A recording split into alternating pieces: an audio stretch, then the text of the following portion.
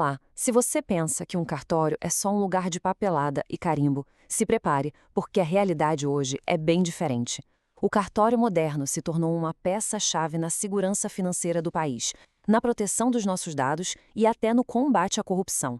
Vamos entender como isso funciona na prática.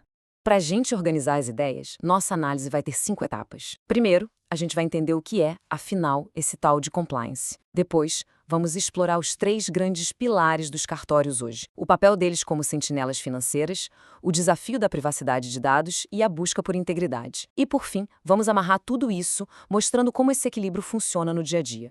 Então vamos lá, começando pelo básico. O que realmente significa compliance nesse universo? A resposta, olha, vai muito além de simplesmente seguir a lei. Sabe aquela visão antiga de que compliance era só para separar as pessoas boas das pessoas más? Pois é, isso ficou para trás. A abordagem moderna é outra. Ela foca no que a gente chama de comportamento estrutural. Ou seja, em vez de olhar só para o indivíduo, o foco agora é no ambiente, nos incentivos que existem, em como a informação circula dentro de uma organização. E essa imagem aqui ilustra o ponto perfeitamente. A conduta de uma empresa ou de um cartório não é só a soma do caráter de cada um ali dentro. Ela é moldada pelo sistema. Se a estrutura incentiva atalhos, até as pessoas mais bem-intencionadas podem acabar errando. Compliance, então, é sobre desenhar um sistema que incentive as pessoas a fazerem a coisa certa. Então, o pulo do gato é este. Compliance não é só um termo jurídico, é, antes de tudo, uma ferramenta de gestão. É o conjunto de processos que uma organização cria para prevenir, identificar e corrigir qualquer desvio, construindo uma cultura onde seguir as regras é o padrão. E, claro, isso tem consequências jurídicas bem sérias. Agora vamos entrar no nosso primeiro pilar, para entender como os cartórios se transformaram em verdadeiras sentinelas do sistema financeiro, atuando ali na linha de frente contra a lavagem de dinheiro. E para a gente ter uma ideia do tamanho dessa responsabilidade, olha só esse número: quase 70%. Isso quer dizer que a maioria dos alertas de operações suspeitas que chegam ao COAF, que é o nosso órgão de inteligência financeira, vem dos cartórios. Eles superam até os bancos nesse quesito. É muita coisa. Mas na prática, o que eles procuram? A lavagem de dinheiro clássica tem 3 fases. Primeiro, a colocação, que é quando o dinheiro sujo entra no sistema financeiro. Depois, a ocultação, que é uma série de transações complicadas para despistar a origem.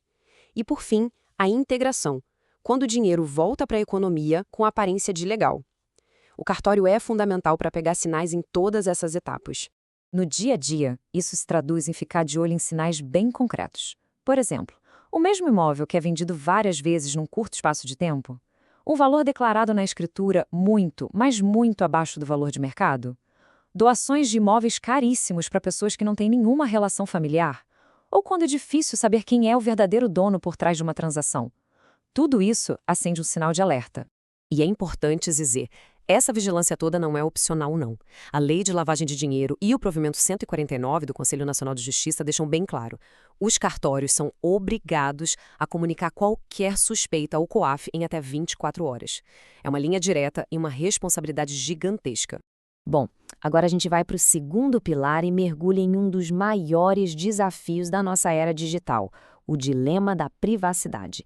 E nos cartórios, essa questão ganha uma complexidade toda especial. Esse slide aqui mostra a cor da bamba que os cartórios precisam andar todo santo dia. De um lado, tem o princípio da publicidade.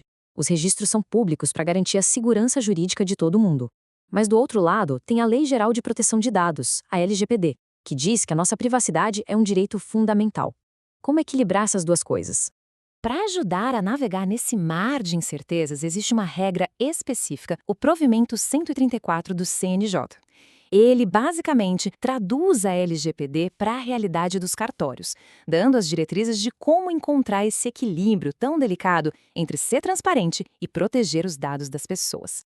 E nessa nova realidade, uma figura se tornou central: o encarregado de dados, ou DPO. Todo cartório precisa ter um.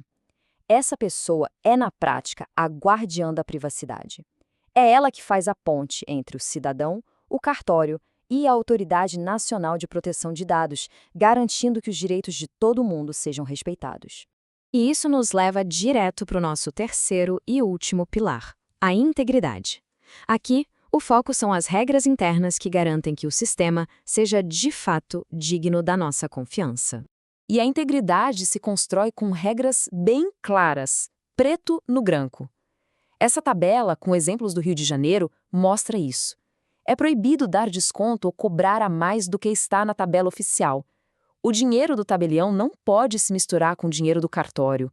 Nepotismo? Nem pensar. E tem que ter canais de denúncia bem visíveis para todo mundo. E por que essa regra da tabela de preços é tão importante? Porque, como a fonte aponta, historicamente esse é um dos pontos mais sensíveis. Cobrar o valor exato, sem jeitinho, sem tirar nem pôr, é um pilar da confiança no serviço. Qualquer desvio já abre uma brecha perigosa para a corrupção. E a responsabilidade aqui é altíssima. A Lei Anticorrupção e o Código Penal consideram o tabelião um funcionário público para fins penais. O que isso significa? Que crimes como corrupção são julgados com o mesmo rigor que seria aplicado a um agente do Estado. A cobrança é pesada. Chegamos então ao nosso ponto final, onde esses três pilares, o financeiro, o de dados e o de integridade se encontram e definem o que é um cartório no século XXI. Portanto, a grande lição que fica é que o papel do cartório mudou radicalmente. Hoje, ele é um ambiente de altíssimo risco e de uma responsabilidade enorme. É um ponto de convergência, onde a segurança financeira do país, a privacidade dos nossos dados e a integridade do serviço público se encontram e precisam de alguma forma coexistir. E para a gente fechar, fica aqui uma reflexão que, no fundo, resume o grande dilema da nossa era. Como a gente consegue equilibrar a necessidade de transparência, principalmente sobre o patrimônio de figuras públicas, com o direito fundamental que todos nós temos à privacidade dos nossos dados? Essa é a pergunta de $1 milhão que os cartórios têm que responder todos os dias.